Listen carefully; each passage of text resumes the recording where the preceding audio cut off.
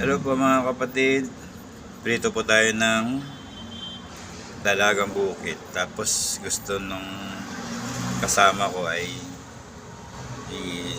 isa sa kamatis at saka sibuyas. Parang sarsyado. Pero bumili pa siya ng itlog eh. Tara, prito tayo. Yan, piniprito na po. Prito po natin yung dalagang bukid. Gusto natin sibuyas.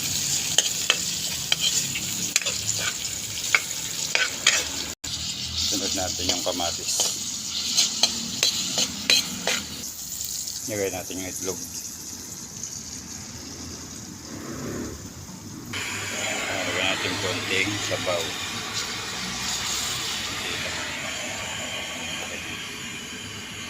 Lagay na natin yung ating dalagang bukid.